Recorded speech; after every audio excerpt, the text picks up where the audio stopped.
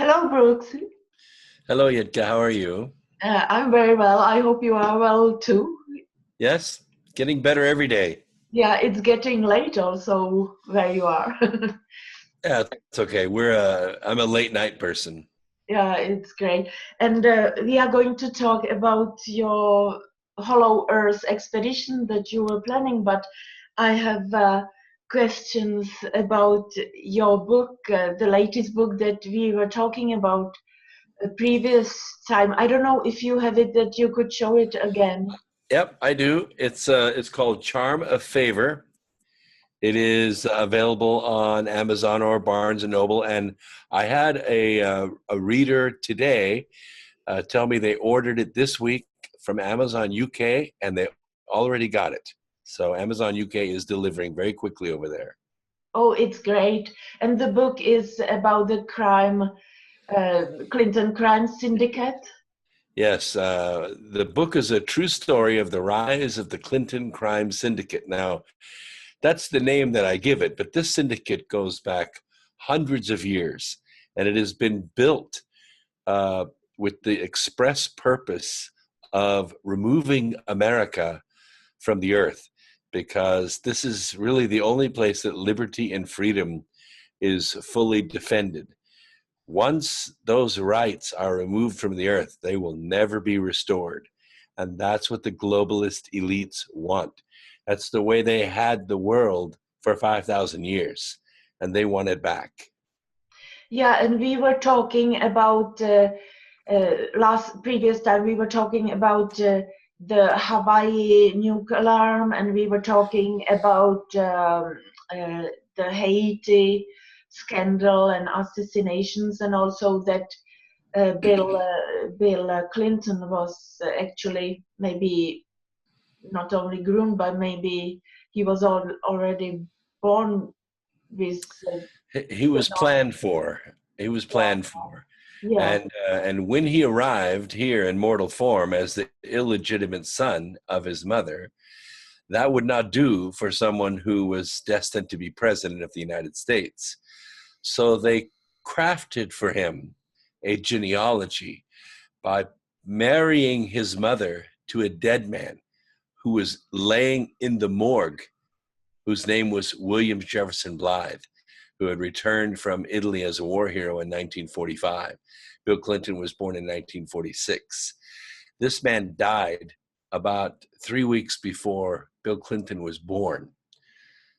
So when they married the two together and then Bill Clinton was born, they said he was 3 months premature. But I got the story from the midwife that actually delivered. His name was Tyrell at the time. He was a full 8-pound plus baby, so he was a full-term baby. He was not born 3 months premature.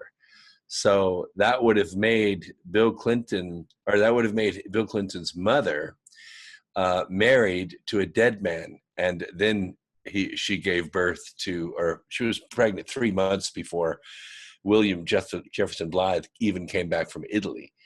So this is how the craft is done, because for these dark leaders, these globalist elites, genealogy is very important. If you go back to all the ancient records, the Kabbalah, the Sefer Yetzirah, the Old Testament, genealogy is very, very important for leadership. Yeah, and I So can, this is why it was done. yeah, there is a video on YouTube now about that Prime Minister of Canada might be a son of a dictator, Cuban dictator. Have you seen it? Fidel Castro. I saw the likeness. Wow, they look almost exactly like one another. Yeah, and also that the mother and or wife also of Bush's, the George Bush mother, Barbara Bush, was a daughter, biological daughter of Aleister Crowley, the Satanist. Wow, it's Yeah. unbelievable how the genealogy all stems back to King John, who was one of the most violent leaders we had in Europe. In fact, my ancestors are Scottish on the Western Isles of Scotland, fought against King John and fought him to a standstill in the year 1215 and got him to sign the Magna Carta, which was kind of a beginning document toward the Declaration of Independence, which the founding fathers of the United States got King George to surrender to. It wasn't an easy thing to do, and they have been trying to destroy America ever since. And this is what the book is about, this Charm of Favor book. And they don't give up easily. In the book, Bill Clinton has a conversation with a character that I create whose name is Lim Shun. And Lim Shun is an agent of this dark force. I don't even give it a name because I really don't know its name. Could be Illuminati, I don't know, but I call it the Voice. So Lim Shun has a conversation with the Voice, and then Lim Shun has a conversation with Bill Clinton. And they ask one another, so how are you going to get America to give up? Because so many people in America have guns. You know, it's not like we're fighting the army. We'd be fighting 150 million Americans who are armed. And he said, well, we have to get, Americans to give up their guns. And Lim Shun said, there's no way you're going to do that. They've been armed since the year 1675. And Bill Clinton said, well, we will have a series of mass shootings. That's the way it's been done for thousands of years. That's the way it was done in Europe. That's the way it was done in Australia, and that's the way it will work in the United States. And since the last time I spoke to you, just 2 days ago, we've had another mass shooting, and the sun did not move 1 inch in the sky before the politicians were calling for the removal of guns. Yeah. And that's where it sits today. They want us to give up our guns, and they're vocal about it, and they want us to make laws to make that happen. And it's, everyone knows, including the Czech Republic, if you give up your guns, you're finished. The leaders will come in and take you over, and there's nothing you can do about it. Yeah, and I live usually in Sweden, but since 2 years I lived in Czech Republic. I was almost forced here. So within 1 week ago, they have done some regulation here in Czech Republic. Also, or some law is changed for gun control, gun regulation. And yesterday I saw your, is it Attorney General session, isn't he? Jeff Sessions. Yes, he was for gun control. Oh, how about to accuse people for 9/11 false flag, to start with that instead? And it was an obvious false flag in Florida, absolutely obvious false flag. There are many inconsistencies. In fact, in the last 30 minutes, just in the last 30 minutes while you were sleeping, there have been 2 interviews come up on the internet of high school kids that were at that high school in that shooting. And both of these kids said on camera, there were 2 shooters. There were 2 shooters, not just one. And in photographs, that there are still shots that are taken from the film that was taken the day of the arrests, 2 days ago, or yesterday. One of the shooters is wearing a white shirt, one is wearing a red shirt, and another one is wearing a blue shirt. 3 different individuals, 3 different body builds, generally the same skin color, generally the same hair color, but 3 different individuals, unless this guy changed clothes twice while he was being arrested. Yeah, I don't know if you know Ole Dammegård, but I would like to put you together.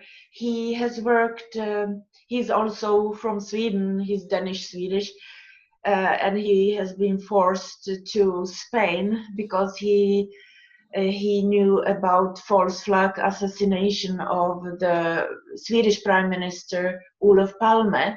So they told him, either you shut up, or like you leave the country. So they moved very quickly to Spain, where he has lived now for 17 years or 18 years. But he has been investigating false flag operation for 30 years. And so it would be great if you two could talk to that together. He has it's light on conspiracies.com, and his YouTube channel is Ulle Dammegard. But it would be great. So maybe soon you could do some. I'd like to. I mean, it's interesting to hear about the conspiracies, but it's much better to hear about the facts and the witnesses, and then you can begin to put the pieces together and identify the real guilty parties. Yeah, I would like to ask you about three things from the book. It's Benghazi, then the murder of Settrich, and also somebody has commented that when we talked about the assassination of Tom Clancy, that also Michael Hastings and Andrew Breitbart were murdered, absolutely, for sure. But you have in your book also the assassination of Michael Hastings, isn't it so? Yes. Yeah. Yeah, see, one of the things that the book does is I very carefully spend time putting these events in sequential order, because you hear about them in the news and they get out of order and you get confused because they they want to keep you confused. But when you go back to Benghazi, and when this occurred, we have to kind of go back to 2011 when Hillary Clinton was Secretary of State, and she sent in American air power to disrupt the Libyan army, which was defending itself against outside invaders of what became ISIS. They were Al Qaeda, they were Taliban, they were hired assassins. And the Libyan army was defending itself against those individuals. And Hillary Clinton sent in the American Air Force and allied forces and beat back the Libyan army. And they were able to get Muammar Gaddafi to come out, chase him into the streets, and assassinated him. So Libya fell apart. Their leadership was gone. Their Libyan heritage was gone. All the Libyan people that loved their government and were taken care of by their government, educated by their government, housed by their government, because the country was rich, all that was gone. So what happened was all the rockets, missiles, and grenades that existed in Libya became very valuable contraband. And so the United States moved the CIA into Benghazi to try to make sure that these weapons got brokered from Libya through Turkey to Syria. And when Ambassador Stevens was in Tripoli, he had to leave because of violence, but then he went back to Tripoli. He made the trip from Tripoli to Benghazi. He arrived in Benghazi and met up with the two individuals. They were both SEAL team veterans. They were private contractors.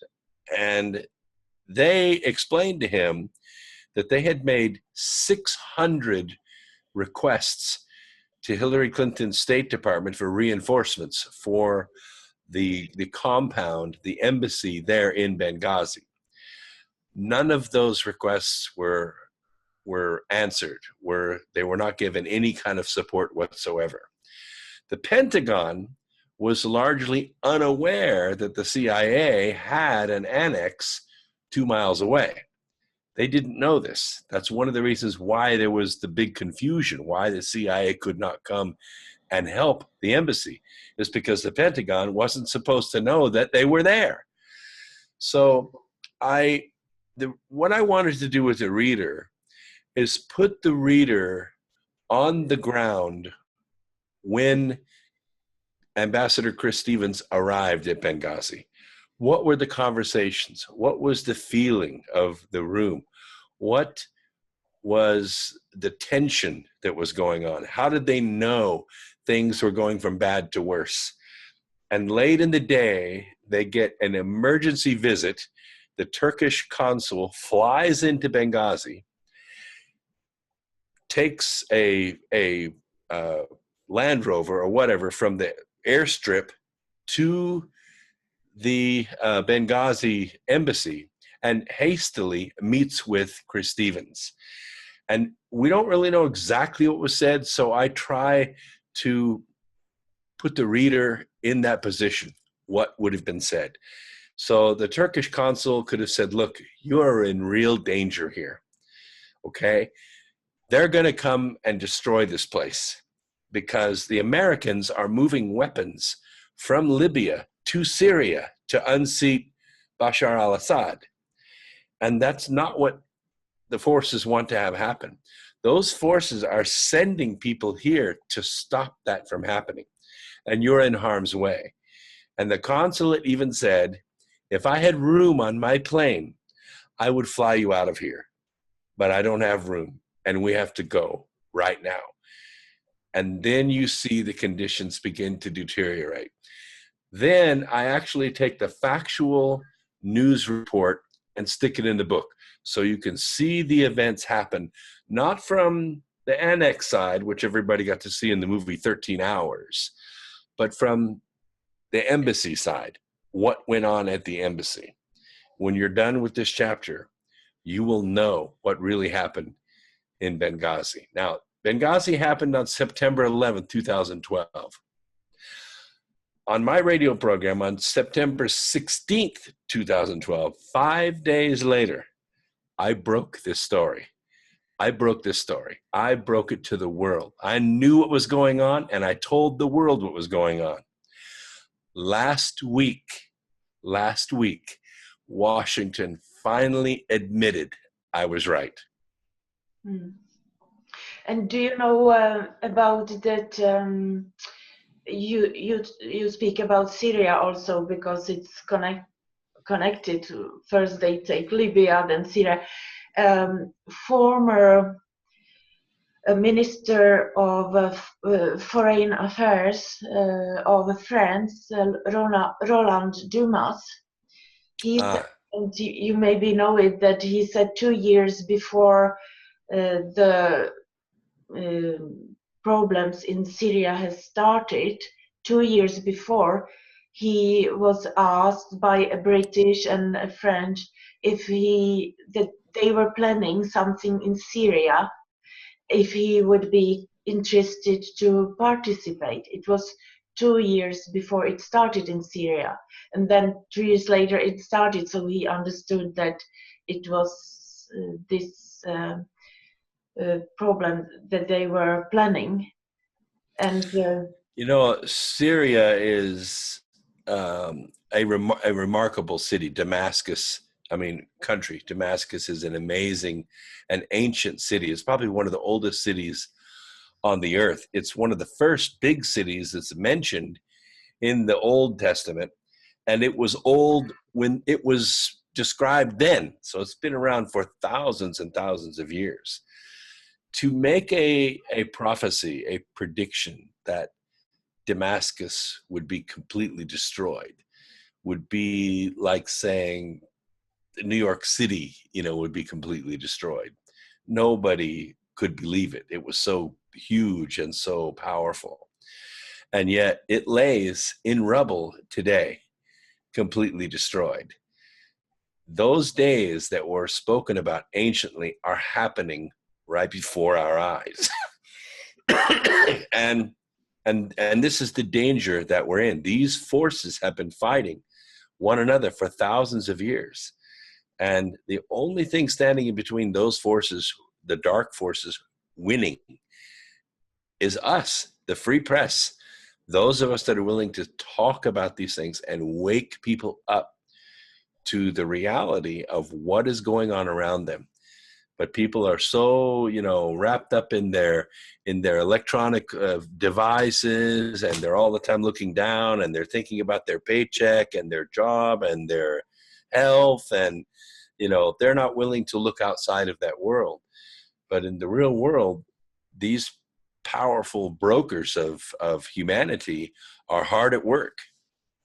Yeah, I don't know if it was Jordan Maxwell, but somebody said that he has met somebody who worked for the military or secret service, and then that they were planning, like, historically to do events like false flag events, that it would match the history and the predictions, the prophecies. So I'm sure. And we can go back in history. We only need to go back to the New Testament. Look at the life of Jesus Christ. When you look at his 3-year ministry, the things that he did, the timing that he did them, and the places that he did them, it's very clear that he was following a map. He was following something that had been laid out a long time before. That's on the good side. On the bad side, they're also working a map, working a timeline. And, these mass shootings don't happen by accident. And, you look at these young boys who are drugged or hypnotized to do what they do. And then after it's all done, they sort of wake up a little bit and they're kind of confused and they don't really understand what they just did, but everybody saw them do it. And then they end up, going to jail for the rest of their lives or taking their own lives out of their own insanity. But when you mention false flag, it sends the hair on the back of people's neck up, because what it implies is that somebody in law enforcement, somebody in government, somebody in this syndicate is making these things happen. They're making the events happen. Like I looked at the Boston a marathon bombing. I looked at probably 1,200, 1,300 pictures that were taken from different buildings, all the different cameras. And I saw the boys with the backpacks, but their backpacks were a different color than the backpack that was left on the ground. So I started looking around all through all the pictures, whose backpack matches the one that's on the ground. I found the backpack. I found the guy carrying the backpack, but he had khaki pants on and khaki boots and closely cut hair and a black shirt on. And it's funny because before the bombing, he has a backpack on. After the bombing, when everybody's running around, he doesn't have a backpack. Same man. So I sent these pictures out everywhere, red arrows. Who is this guy?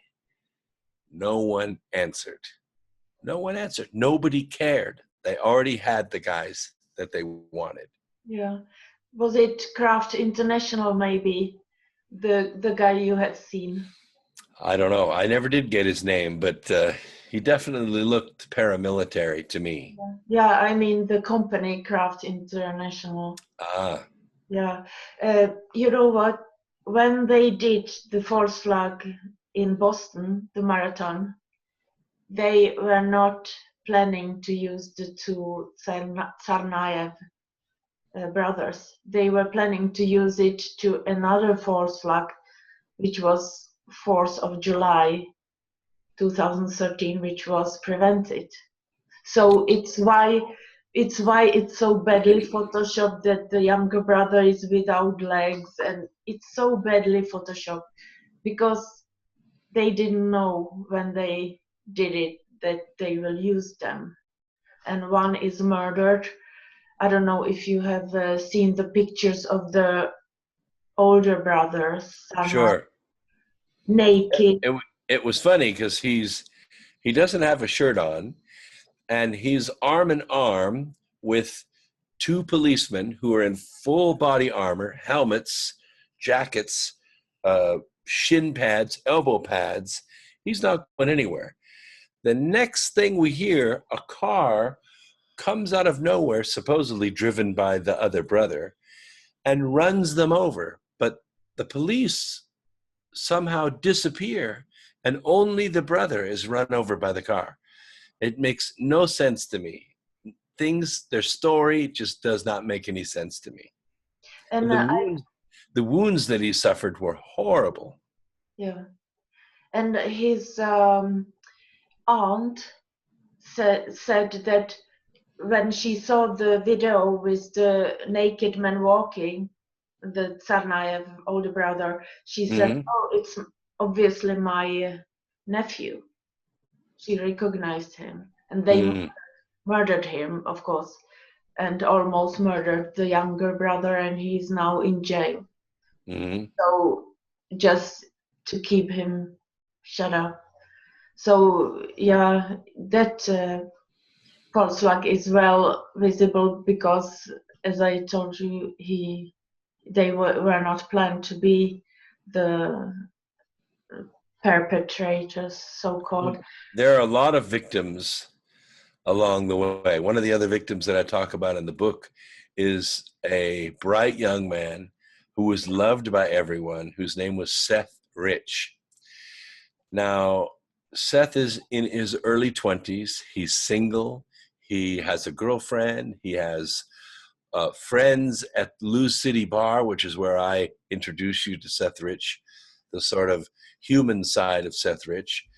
And he voices his fear that Hillary Clinton has taken over the Democratic Party.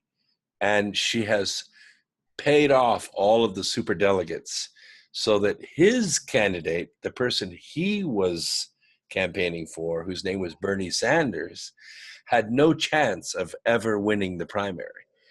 And he was angry about that. And the more he drank at Luz City Bar, the more he talked about it. And when the bar got ready to close, Seth Rich left on foot. He didn't live far away from the bar, and he didn't make it very far. And someone walked up behind him and shot him twice, and he died either on the way to the hospital or at the hospital. There are varying stories about exactly what happened to him. I don't really trust the sources. What I do know is that he was shot twice in the back, and that's the crime. Somebody followed him out of that bar, and somebody shot him twice in the back and killed this young man for what he did, which we believe he was one of the sources that was leaking information about the DNC to WikiLeaks. And WikiLeaks, as they are probably the greatest reporters in the world, they only report the truth, and they validate everything, where it came from, where it went to, before they publish it. They've never published anything false, but they certainly publish a lot of incriminating information. And now we have learned that Donna Brazil was the individual who made the phone call to the police department and to the parents and got them to get the private investigator to drop the case. That I really thought it was Debbie Wasserman Schultz for the longest time, but it was actually Donna Brazil. That makes this even worse. And then there was another individual whose name was Michael Hastings. I'm sure you know who he is. Yeah. He was an investigative reporter, a freelance reporter. He was working on a story with, he had actually done a story and incriminated an active general in the United States military, and was responsible for him being removed from office and prosecuted because of the information that he shared. He was on a similar case, and he had just met with friends and said, I think I'm being followed by the FBI. I've got to lay low for a while. So he left in his Mercedes-Benz, and a few minutes later, he was killed on San Vicente Boulevard. I know right where this is. I grew up in Santa Monica. One thing that people don't really know about these cars is that they can be hacked. That is to say, the throttle, the brakes, the windows, the steering can all be taken over from remote control. So that car was going 125 miles an hour down San Vicente Boulevard. It's not a terrifically curvy road, but it was clear that Michael Hastings could not stop this car. Step on the brake, nothing happened because the brakes are electric. He couldn't turn it off because it's a push button on the dash. You can't just turn the engine off when you're not in park. He couldn't shift to park because the shifter is electronic. And he couldn't roll the windows down. There was nothing he could do. The odd thing about this assassination is that the car seems to have exploded while it was on the road. The engine was actually way behind the car, and the car smashed into a tree, which they say is the cause of death. Kind of hard to survive a 100-mile-an-hour crash into a palm tree. But what would have caused the motor to blow out of the car unless this car was being followed by a drone? And maybe that's why he was trying to evade it. So maybe the drone or the helicopter, whatever was following him, was controlling his car, and then they shot him and killed him, just like they do in when they kill a Hamas leader over there. They do exactly the same thing. They blow the car up while it's driving. Mm. Now, it's probably not in your book, but Paul Walker, the actor, Paul Walker, he was also murdered in a car. And I don't have it in the book. yeah, but it seems to be a drone also. It was on a way where it was 35 miles per, very low velocity was allowed there, very low. And they have changed the sign to 45 from 35 before he was murdered. He's quite a well-known actor, Fast and Furious, he has done. Oh, sure. Yeah, I know what you're talking about. Yeah, Paul Walker, right? The Ferrari that slammed sideways at 80 miles an hour. They were evidently doing donuts in a parking lot and lost control. That's what I heard. Yeah, and they believe that he was working with help to, in catastrophe, and the WHO didn't like it, and it's like Jesuits controlled, and so United Nations, so that they killed him because he wanted to help people for real, and maybe found about genocide and things like that. So they got rid of him.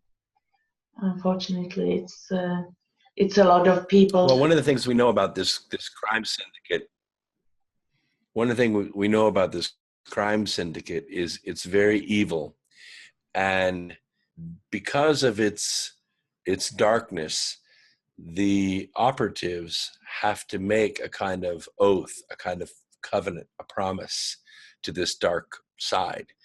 And this is why they never get arrested. They never go to jail. No witnesses, live to testify against them. It's because they have made this covenant and they agree not to testify against somebody in this world organization. But that's beginning to change, because last week and the week before, we had an FBI informant. They didn't know he was an FBI informant. He was working with them, collecting information, making videotapes, making recordings, copying documents. He finally made it alive to testify before Congress. And these people, Hillary Clinton, Susan Rice, other individuals in the State Department, Ben Rhodes, John Brennan, Clapper, all of them, even Mueller, the guy that's running the investigation to investigate President Trump, all of them are implicated in this crime of the century. And I hope that they're prosecuted. Yeah. I hope this guy lives. Yeah, I believe that the people who will prosecute them are not even law educated in the end, because who are the top judges in Supreme Court in your country or in this country or in Sweden, these people, either they are involved or they are incompetent to do this, to charge these people. So I think it's more than a conspiracy. I think it is an organized plan to try to unseat a duly elected president. And it was only a matter of time before this corruption made it to this level. We're at that level. And the reason that I wrote this book, it's a pretty thick book. And it isn't all doom and gloom. There's actually a happy ending in this book. But the reason I wrote the book is because, Yitka, we are in a very dangerous place because these dogs have been backed into a corner. And there's nothing more dangerous than a dog that's been backed into a corner. And this dog will bite very hard.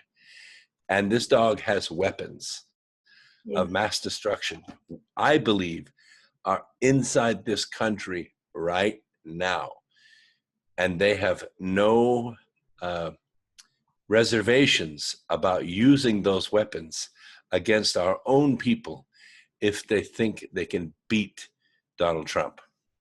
Yeah, and it's funny you say dogs, because they depict in the Illuminati coded language that I told you they use, they depict themselves sometimes as dog for real. Wow. Because, from the Bible or from the history, Canaan, the land of Canaan, like Canaanites,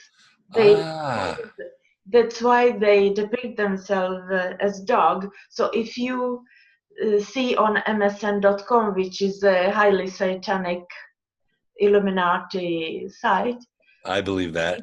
If you see a dog with a little baby crawling like that, it's about pedophilia. It's not about cute build. It's the dog represent the Illuminati, these Canaanites, and that's part of the covenant. Pedophilia and sodomy is part of the covenant that they make. It goes all the way back to Lucifer. Yes, and one of the people I would like to mention now, Mark Passio, who was a priest in a satanic church, but then he has got this conscious awakening of his consciousness, and he is talking about that even if we wouldn't believe what these Illuminati they believe, it's important that we try to learn how they are functioning, how they are thinking, and what they are doing. And actually, Mark Passio was lured to Mexico to be on a conference. And I have seen a video a few days ago, I believe 9th of February, I have seen, and my hair was like this, because in this video, one of the main person who has organized this conference, Jeff Berwick, who many people suppose that he's a good man, he has lured Mark Passio there, and in this video, I can put a link there, in Illuminati coded language, he says that Mark Passio will be murdered there, and he says in Illuminati coded language the way he will be murdered, which is the most gross, awful, satanic ritual with drinking of blood and eating of human flesh. So, wow. So I have written to police yesterday, not that, and also false flag operation, because he says the word Daesh. I believe Daesh is used for Islamic State in the Middle Eastern countries. So that he says that they would accuse or say that Islamic State did it, but who is paying Islamic State? It's the bankers, Illuminati bankers, Of course. and Bank of International Settlements. It's there you have the perpetrators. So if it would happen anything to Mark Passio, I want him to come back to United States home, and be safe. Yes, be safe. Sorry, I speak now. But what I want to say also that when we talk about Libya, the Bank of Libya, what Gaddafi didn't want to have the Rothschild Central Bank in Libya. I guess it's there now, the Rothschild Bank, and also your president. There has been prepared assassination for him even the day before he got in power. They wanted to assassinate him and do a force slug in New York, Washington, there, New York, it was, I believe, because Barack Obama would stay in power. So, but they were not successful. But if your president is talking about to take pedophiles, why is he going to Davos? It's the epicenter of the power of they are the pedophiles, the main power that should be in prison, all of them. And yeah, but the one thing about these globalist elites is they don't have much power by themselves. They need their structure. And the structure is what the American Department of Justice has very quietly been going after. First, they began in Hollywood. They got the cell phones, which had the phone lists on them. Then they went to Europe and picked up the people that were on their phones. Then they got the phones of the people in Europe, and they went up and up and up the scale. And now they're knocking on the back door of this power structure. And they don't have their armies anymore. Their armies are broken apart. Their armies are scared because the Department of Justice, the good guys, have been making arrests, thousands of them. I understand now the sealed indictments, the indictments that haven't even been issued yet because they're sealed, are up to over 8,000. And there's already been over 2,000 arrested. So that's a total of 10,000 soldiers that they're going to have in jail. And it's not going to be long. I think the one thing I really like about this president is he does not go to the news and say, this is what we're going to do first, and this is what we're going to do second, and this is what we're going to do third, and here's the dates we're going to do them. So everybody scatters because they've already told everybody what they're going to do. That's not what they do. They just show up and do it. And that's what's breaking them apart. And I think that's what's got them so mad. And this week, we would be talking about something completely different if the school in Florida had not been shot up.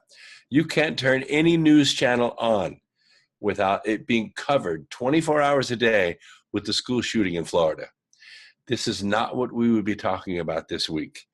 We'd be talking about the investigation of Susan Rice, of Samantha Power, of John Brennan, of Ben Rhodes, these individuals that lied. There are a dozen main players that are famous, a dozen of them that will be on trial and they will go to prison. Two of those names are Hillary Clinton and Barack Obama. It is the case of the century because it's the crime of the century. And you know whom Hillary Clinton, Bill Clinton, Michelle Obama, and Barack Obama, and also Bill Gates and Melinda Gates have been meeting? The head of Illuminati, who has a death squad, he's the chief of Hollywood, he's the chief of music industry, of Secret Service in your country and our countries in EU countries, NATO, Church, the Satanic Vatican. Well, it's the head of Illuminati, Mr. Antichrist himself, William Van Down, born 20th of May 1963. And Wow. the Antichrist would be from the tribe of Dan, Van Down, you hear it. So this is the chief of Hillary Clinton, Bill Clinton, Bill Gates, Melinda Gates, and Barack and Michelle Obama. He's the boss, and media and everything. So Well, he's he's done a good job with his leadership, because all those individuals at one time were flat broke. And each one that you just named are billionaires today because of the leadership of that man. Yes, so today they are billionaires, but it's not sure that they are billionaires of like 2 months from now, because the money should be, they should remain, take it back to the people. They have stolen it because they have been lying. So it's what. Well, I think it's important that the world knows this. That's why I wrote the book. Everything in the book, except for my fictional characters, is true and factual. So the book is based on actual events, real names, because they're all guilty. I didn't change anyone's names. I just put my fictional characters in there next to them so you could meet them and experience the events as they happened. Yeah, Brooks, we would be talking about Hollow Earth today also, but could we take it another time? Because this was so interesting and It it's was. getting late. That's fine with me. Okay, so we can decide later when we could talk about Hollow Earth and other things. Sure, And we could do it Friday or Saturday. it would be great. Okay, Brooks, I shall say good night because you are tired now. Well, thank you very much. I've been up since before the sun came up this morning. It's been a long day, but you make it so easy to talk, and you're a great personality, and I know you have a great following there in the Czech Republic. So I appreciate your time, Jitka. Thank you so much, and I appreciate your time. Bye bye, Brooks. Bye bye.